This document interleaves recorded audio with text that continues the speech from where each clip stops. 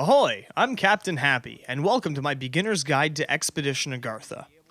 Expedition Agartha, much like many titles in the genre of survival looter extraction games, can be a little much at first and a little daunting to approach. I assure you, this game is not as complex as it seems, and surely not as complex as some other titles that share the same genre. Cough, cough, Tarkov! Expedition Agartha is designed with the idea of being a casually accessible hardcore game, meaning that it has many of the same design philosophies as others in the hardcore genre, but with more rudimentary systems that, while more basic, still result in a skillful level of mastery that can make you better as you practice. Now, enough about the game itself. I assume you already have it and are booting it up for the first time. First thing you should do, as with any game, should be to explore the settings and make it your own. First, in the General tab, make sure the frame rate settings coincide with your system and monitor specs. Then, for the love of Maokun, turn that FOV up. I personally find the mouse sensitivity to be a little much by default, so I reduce it to half. Feel free to play around and find what works best for you.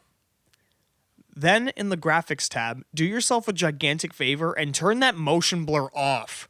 Your system should automatically place the settings in the best positions when you press the button at the top, but feel free to experience the cartoony fun of no shadows mode if that's more your style. Sea of Agartha. In the Audio tab, the only thing I recommend is to turn down the music a bit, as it can be a bit intrusive at times and can drown out other sounds that you need to hear. Then comes the key mapping. Take some time to really go through these and make them your own. For example, I like my interaction key to be F, so I also set my kick to my thumb mouse button. You could change the keys for any of your equipment and items, and it will be represented on your HUD. Within the key mapping settings, you'll see one called Open Quick Menu. Change it from Q. Accidentally hitting that is the worst thing you can do. And that about wraps up the settings. When you first begin Expedition Agartha, you will spawn on a beach with a tutorial right in front of you. Don't skip out. Do it. You can't even begin to comprehend the amount of chucklefucks that jump right into their first expedition, not even knowing the controls. There are too many basic things that simply walking around the tutorial can teach you that I won't bother going into depth on. Don't go crying in the reviews and forums about your own lack of ability to do a simple tutorial. Do the tutorial. First thing you'll want to do after gaining your land legs is walk back to where you spawned and interact with the stash ledger and put away the things that you started with. You won't need any of them to begin with anyways, and we'll go over why in a bit, but for now, just secure everything in the stash. Things inside the stash are safe and will not go anywhere unless you take them out. Remember to sort your stash whenever possible. Keeping your stash organized will keep your time in the stash brief, allowing you to spend more time in expeditions and less time with your teammates waiting for you. Now we're going to talk about combat basics, because the tutorial's dummies do not teach you combat very well. Click to swing normally. This is often a horizontal strike depending on your weapon. Clicking multiple times will allow you to combo swings. As of yet, there is no visual notification that you have successfully queued up your next swing, and the window is a little small, so you may find yourself clicking a lot at first until you learn how to do it. Holding the left mouse button will allow you to hold up a power attack that causes critical damage, indicated by the orange X on hit. These attacks vary from overhead strikes to stabs, and each animation makes a difference. Pressing the kick button, F by default, will perform a quick kick that will cause a blocking target to stagger while dealing a little bit of damage. Holding right mouse button will raise your guard if you have a shield and or melee weapon in hand. When you are hit while blocking, you will take stamina damage rather than health damage. Pressing the block button at just the right time will grant you a parry that will leave your enemy staggered, with the window being larger with shields. Pressing Alt will cause your character to dodge either backwards or to the side. This costs a bit of stamina, but is a very useful combat maneuver. Remember to watch your stamina. Stamina is a resource that needs managing, and if you run too low or even out, your opponent can easily capitalize on it and end your expedition. You can increase your max health and stamina with food, and restore it at fast rates with potions and alcohol. But you must be wary of your fullness and toxicity levels, because if you go over 100, then your character suffers from a really long and detrimental debuff that reduces your health or stamina by 50%. You can see your toxicity and fullness levels in the stats page in your inventory. Generally, you can count on being able to eat or drink 2 things safely.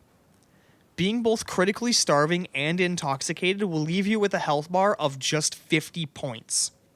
Foods will fill your hunger bar depending on what they are, and while nowhere near as effective and also coming with no stat buffs, you can also eat ingredients such as the almighty garlic. Now, I know it's tempting, but even in times of desperate need, it is not the best idea to commit such sacrilege as eating raw garlic. Now, to add on to the combat system is the gearing system. There are different types of weapons and armors, but the weapons have outliers and the armors are all vastly unique and useful, with higher tiers not necessarily outclassing lower tiers. Swords have moderate swing speeds and above average critical damage and come with the ability to cause bleeding. Blunt weapons, on the other hand, have slightly higher damage with slower swing speeds and lower critical damage and come with the ability to break bones. Maces are made for swinging normally, while swords are made for getting your enemy with power attacks. Now, blunt weapons also come with lower negatives on their blocked damage dealt stat, and this is important. Blunt weapons all come with the ability to effectively damage your enemy's stamina bar when they block. Tire an enemy out and it's open season for you. The two-handed variants of the weapons seem to follow the same general design philosophies, with slower speeds and higher numbers. You can really punish someone for making the wrong move with one of these. Two-handers also come with damage reduction when blocking. Shields come with stamina efficiency and move speed detriments, which only affect you while you have it out. Shields have very high blocked damage reduced stats, which can make a mace wielder attempting to break your guard very difficult. Shields are extremely effective at blocking arrows, and can even block arrows while on your back, making it a no-brainer to grab one if you're one-handing and don't have one. Also, shields have a significantly larger parry window, making it way easier to parry an opponent and get in a quick strike. Weapons and shields fall into 3 tiers: wood, iron, and steel. Iron has better general stats than wood, and steel a bit better than iron. While worse, the lower tiers are not useless, and a well-upgraded wooden club is nothing to think lowly of. A good Unga Bunga can get a job done, especially if upgraded. Upgrades are something we'll get into later. Gear and items you find have a color that roughly depicts their rarity, and this is all. 2 of the same item that are different colors have the same stats, just one of them has more sockets. The color tiers are gray for 0, then white, green, blue, purple, and gold. There are 2 tiers above those, but they're for special items only. For now, let's get you out into your first expedition. Now, you'll notice both on shore and on the ship there's the play online boats. Go up to and interact with these boats to open the party menu. From here, you can invite your friends, open your lobby to your friends so that they can hop in anytime, open your lobby to the public, or even join an open lobby yourself. For now, just click next and this will bring you to your character choice, Mercenary or Freebooter. The Mercenary is you, with all of your gear and currently held items. Going out as a mercenary is the only way to complete quests. The Freebooter is like a hired merc that is out there for you. They start with randomized low-tier weapons that begin at 25% of their max durability. These weapons are meant to be traded out for other things as soon as you can find literally anything else. The Freebooter doesn't come with any risk, as it's not even your own gear, so dying is not as big of a deal as a Freebooter. So, for your first run, it's always best to go as a Freebooter, as you only actually have 2 weapons to your name to begin with, and one of them is a crossbow. Going in as a Freebooter for your first run is a way to guarantee risk-free gear that you can then go in with as your mercenary. Press the Freebooter button and you will be given the map selection. Select the Lost Island, as it's the only one available to Freebooters. Wait for the matchmaking timer, which can take anywhere from a few seconds to 5-ish minutes. Don't worry about there not being people, as if the timer hits 6 minutes, the server begins to form a match with anyone that's available, meaning you could end up in an expedition all by yourself if nobody else is queuing. Once you arrive on the island, you'll find yourself most likely on a beach. There's a chance you'll spawn in a pirate cave called Sunken Town on my ship. Yes, that's right, mine. I stole it fair and square. Upon a little bit of exploring, you will likely come across your first encounter, a zombie. Yes, there are zombos in this game, and they can be a real nuisance if left unchecked. They can hit rather hard if you let them, and in groups they are a real threat. Do not think lowly of the humble Zomanomenom. So now that you are faced with your first Zombini encounter, it's time to put much of the combat basics into practice. When you get close to the Zombo, they will roar, becoming enraged and begin to sprint after you. Stay calm, time your strikes, and block its attacks. If you parry or kick the Zamboni, it will fall to the ground, allowing you to stab it relentlessly. Remember that your weapon model needs to make contact with the enemy, so you may miss if you swing normally. Once you've defeated the Zombitron, you can loot it by interacting with it. Whatever it was wearing is lootable. NPCs will always have a bag of randomized objects that varies in value depending on the NPC themselves. Many NPCs will also have other grabbable and often consumable items such as food, potions, bandages, etc. Grab what you want from the corpse, which, as a brand new player and freebooter, is everything. Obviously, some things are more valuable than others, such as garlic, but over time you will learn what's worth picking up to you. Right-click it all to loot it up, automatically placing consumables in your hotbar. Right-clicking equipment will cause it to equip to your character, replacing anything they are currently wearing, but only if you have the inventory space to hold the old item. While holding an item, you can press R to rotate it. While hovering over a stack, holding Control and clicking will split the stack in half, while holding Alt and clicking will split one from the stack. There are many different items in the game besides equipment and consumables, many of which are simply crafting ingredient junk items. Stocking up on these resources and junk items is a good idea, as a large supply of these in your stash can stop you from having to go out looking for them if you suddenly need them. The primary resources, wood, stone, iron, and leather, each have their own distinct locations and spawns across the map, with leather being the wildlife across the island. Eventually, you will learn the map and the various places these valuable resources spawn. Most of your other loot will come from lootable bags, pots, chests, cupboards, and wardrobes. These all appear in seemingly random places across the map and are even randomized as to whether or not they appear. This means that a chest you've relied on for 3 expeditions in a row could simply not be there one time. Learning the map will take some time, but eventually you'll be able to know where you are. At most any time, you can look to the skies to attempt to find your extraction point by the smoke of the fire. There's only one extraction point for you, and there's a small chance you share it with someone else. Looking for your extraction point when you first spawn into the island is a good idea. Should you run into someone else, player or NPC, you must always assess the threat of the situation. There are many times where you will run into an encounter that you just can't deal with, and the only answer is to put your weapon away and run. There is no sense in losing your stuff to a fight you had no chance in the first place. Running is not only an option, it's often the best one for keeping you alive. This game is about surviving, not fighting. Eventually, you'll have to make it out of the expedition, in particular before nightfall. Expeditions last 30 minutes in total, with the sun going down around the 22-minute mark. When the sun goes down, it gets really dark. Navigating and fighting in this dark is extremely difficult, and you generally don't want to do it, even with a lantern to light your path. Also, there's them.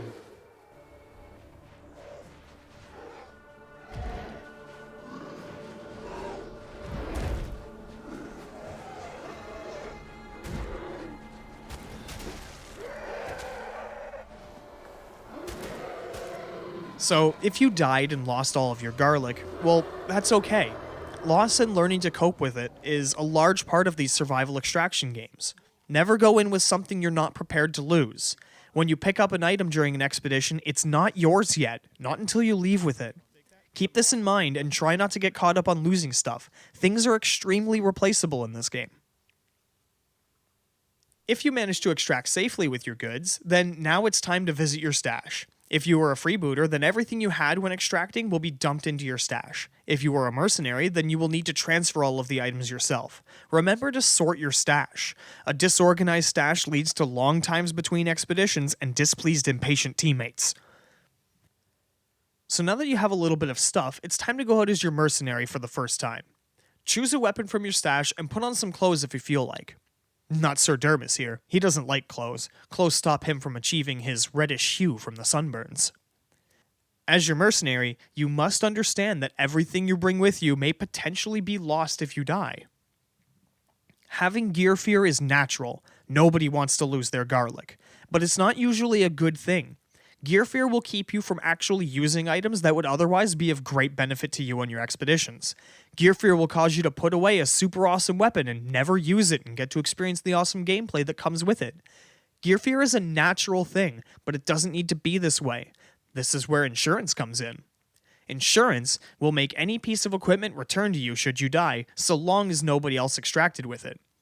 30 minutes after the expedition ends, you will be able to check your stash to see if any of your insured items made it. Remember that insurance fraud is not tolerated by Captain Ching, so if you don't die, then no insurance for you. You can, however, drop an insured item somewhere, then die later, and if nobody touched the dropped item, you'll get it back. You can insure items from the matchmaking menu after you select Mercenary. Generally, you don't want to have to rely on insurance to give you your sword back, so you want to go into an expedition prepared to keep it. Keeping your hotbar stocked with food will allow you to mitigate any hunger effects while also having those handy food buffs ready for combat. Remember that you can eat 2 full meals without becoming too full, resulting in some really hefty buffs to your bars. Keeping potions on you is also a really good idea, as being able to chug one mid-fight to mitigate damage dealt to you is crucial to tipping the balance in your favor. There are 3 different types of potions: health, energy, and stable skin. Health will heal you over a short period of time, energy will replenish stamina quickly for a moderate amount of time, and stable skin will allow you to temporarily ignore broken bones and bleeding.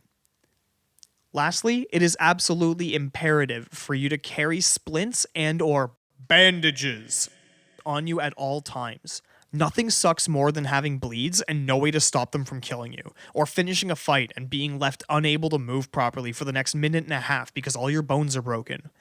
Being prepared with everything you need to help you survive is paramount to a good expedition experience. When you go out on an expedition, it's always best to have a plan, an objective, a goal. If you go out on an expedition without a goal, you will be aimless and just wandering. If you go out with an objective, even if it's something as simple as loot wood, then you will have a direction and you'll have a much better time on your expeditions. Going out with a goal will allow you to be focused on a thing and give you that sweet dopamine rush when you finally achieve it. Quests are a great way to give yourself goals. The quests in this game are offered by each of the 6 main NPCs: Kwahu, Straps, Ojore, Gato, Buana, and Captain Ching, in their shop inventory as an item that can be purchased for 0 gold. The quests have a number of different objective types: killing, collecting, exploring, etc. Certain objective types such as killing, exploring, and obtaining quest-specific items will require you to have the quest on you in the expedition to complete them, while objectives such as collecting will only require you to gather the items. Some of the items you need to be collected can be purchased from one of the NPCs, while most times the items will need to be collected from the island. Quests are turned in by having the quests in your inventory with all of the objectives completed. If one of the objectives is to collect an item, then it must be on you when you turn it in. Turning in quests causes the NPCs to level up and makes them sell more and better things, including basic resources. Sometimes when you turn in a quest, the rewards will be a lot of items. This often means that those items are required for the next quest, and this is most common with the beginning quests, which you should absolutely do. Sometimes you'll be asked to take the items you got from the previous quest and use one of the crafting tables to do something with it. All of the recipes in the game require combinations of items, or a singular item in some cases, set upon the correct crafting table, either the equipment station, cooking station, alchemy station, and artificer's table. Some recipes will also require you to have that crafting station at a certain level, which can be increased by placing all of the components listed at the top of the crafting table screen into the table as if it were a recipe and then hitting craft. You can change the number of items you want to make at once by adjusting the slider at the top, and you can also switch to your stash and craft directly from your stash by pressing this little rotating arrow icon here. You can find and collect these little recipe papers, which, when you collect all of the ones in a single chapter, can be combined on the Artificer's table to create a book that contains all of the recipes in one condensed location. A recipe is not required to craft an item, you just need the right materials on the right table.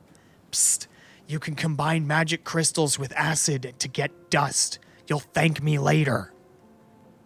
Expedition Agartha really shines with its robust build and upgrade system. Every piece of gear has its own unique stats that allow you to make conscious decisions about your build and the kinds of stats you desire. Then, upon that, every piece of gear can come with up to 3 sockets for upgrades to be put in. What you choose to put in the sockets is largely up to you, with only a few exceptions such as extra bleeding only being able to be put on blades and such. The upgrade system essentially allows you to customize your gear with whatever extra or upgraded stats you want to create a myriad of different builds, all specialized to perform their own specific way. And that's not to say that unupgraded stuff is garbage and that you can never win against an upgraded player. Oh no, this couldn't be farther from the truth. See, while an upgraded player is indeed at an advantage in comparison to their opponents, with tact and quick thinking, the upgraded player can easily be subdued using their weaknesses. Nobody is impervious to everything, especially the most upgraded of players. See, Expedition Agartha has a trade-off system built into many of its gear and upgrades, especially the higher level ones. As you obtain higher upgrades, they all come with relevant trade-offs that force you to specialize into something while forsaking another thing, making you weak in one category while strong in another. There is always a way to take even the biggest of players down. Tyrants will fall. Now, speaking of PvP, we need to talk about the elephant in the room. The person who can't assess their threats properly or didn't listen to the earlier section about analyzing threats and knowing when to run and their ever-pervasive complaint, how do I 1vX? An encounter against multiple opponents is not a favorable matchup, and is not something you are supposed to attempt thinking you will have the upper hand, let alone come out victorious. Oftentimes, a fight against as few as 2 can spell your death if you do not play it right. But for those times you do get caught in those situations, here's some advice you can hopefully use to allow you to overcome the situation. Know your surroundings. The first thing you want to do is know where you are and know where walls, hallways, and other objects are in comparison to you. Backing up and suddenly being stopped by a wall can end your encounter very quickly, but using a wall that you know is there can give you an advantage. Never let enemies flank you. If they outnumber you, chances are one of them will attempt to get behind you. Do not let them. Keep running in the same direction, or farther away if you can from the one trying to flank you. Put a wall intentionally behind you or beside you so they cannot flank you. Be prepared to engage their friend in front of you. Try to keep one of them between you and the other if possible. Focus targets one by one. Do not split your focus. They have multiple health bars and they will try to swap out one for another if you hurt one too much. Stay true to your focus and completely eliminate one threat if ever possible. The less threats, the easier the fight. A weak enemy is still an enemy and a threat. Sometimes the safest thing to do is to simply run away. Make sure you have stamina foods and energy potions so that you can make clean getaways without running out of stamina. And if you find yourself often in this position, consider investing in move speed gear and upgrades. You can also consider investing in improving your stealth effectiveness stat, which decreases an NPC's ability to detect you. This will allow you to drag pursuers through NPCs in an attempt to get the NPCs to aggro onto them instead of you. Remember, a 1vX is supposed to be hard. It's a game about being a normal human exploring the lost land of Mu, not a game of combat gods. Unbalanced encounters are supposed to be unbalanced, and it only gets harder in the later levels. There are 3 maps in Expedition Agartha as of the early access launch, with only the Lost Island being available to players without a prerequisite. In order to enter the other maps, you simply need to sign up as a mercenary and have the required item in your inventory, either a Sintamani jewel, which can be made out of 5 cinnamon fragments on the Artificer's table, level 2, or a Lemurian key in the case of the 3rd map. Now, these items are not lost on entry, but are simply required for entry, and only the party leader needs the key to enter. So long as you escape with the key, you get to keep it. I mean, why would multiple keys be required for more than one person to go through a door? Now, the other 2 maps currently in the game are both underground, which means that extracts will be a little harder to find. I don't want to give too much away, but the 2nd map has a large open ceiling, so you can see the smoke of your extract when you're near the center of the map, where the giant pyramid is. The 3rd map is a difficult one, in which you are asked to look for your extract, as it takes place in a closed cavern. And now you know everything you need to know to start your expedition into Agartha with confidence. If you ever want to watch gameplay from a QA and alpha tester of Expedition Agartha, you can check me out on Twitch at CaptainHappyTTV for fun gameplay and Expedition Agartha tips. I've been Captain Happy, may the garlic be forever in your flavor, and good luck on your expeditions.